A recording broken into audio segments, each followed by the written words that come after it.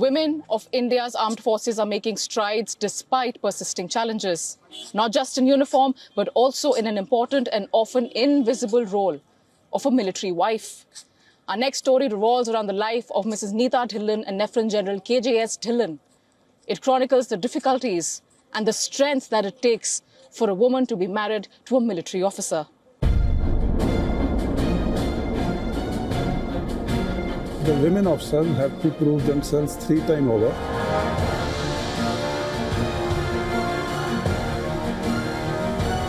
These are the words of retired Lieutenant General KJS Dhillon, who spoke about the role of women in India's armed forces, the changing dynamics and multi-front challenges that women in uniform face even today.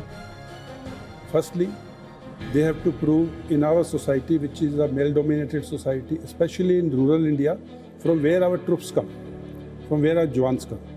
Now, in the body of troops in a company or a battalion, a woman officer has to establish herself as a leader, whereas her male counterpart is an established leader or commander by virtue of his having got commission. Now here, she has to establish herself amongst the men who have never seen a woman as a leader. That is one. Second is, she has to prove herself to the family which had all the apprehensions when she wanted to join the army. And lastly, she has to prove to the society, which is always judging a woman at any time, at every place.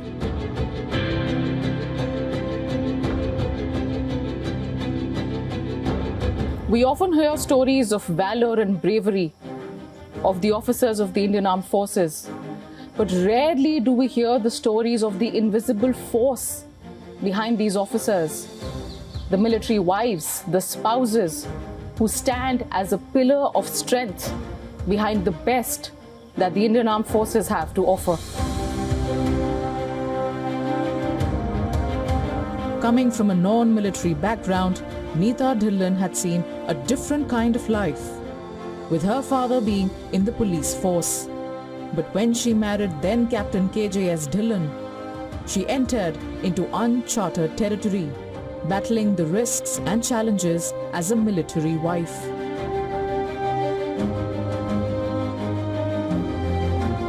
The testing moments came in her life when she was confronted with 2 separate instances of false news regarding her husband's death while in active duty.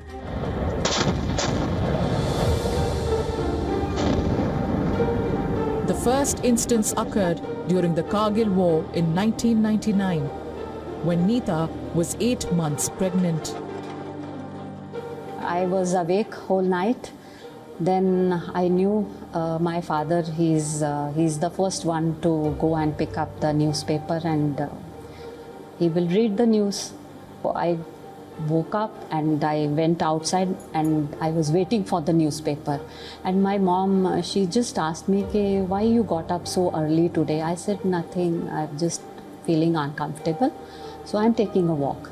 So when the newspaper came and I picked up that newspaper and I hid it. I was not worried about myself. I was worried about my parents. Years later, it happened again, when the name of KJS Dhillon, then as a colonel, flashed on the TV screen.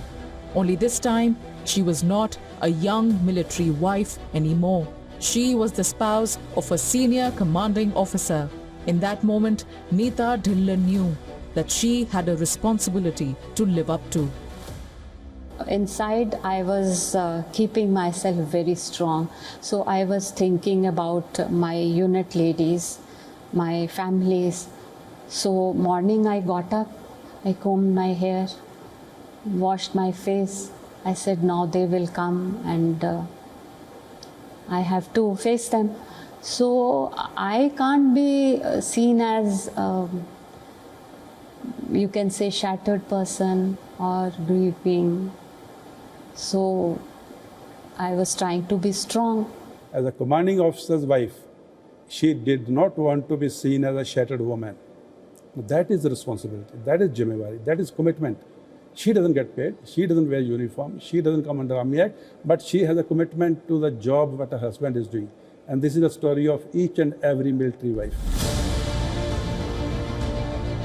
For the wife of a military officer, the responsibilities are endless. As her husband stands tall on the front lines and in volatile areas, protecting millions, she holds fort on multiple fronts. Families, finances, logistics, the list is endless. There is no doubt that a military wife is like a one-person army, determined and resolute. They are the unsung warriors who serve the country in their own silent yet powerful way. The lady of the house drives the soldier to the hilt. She doesn't complain. They are the builder.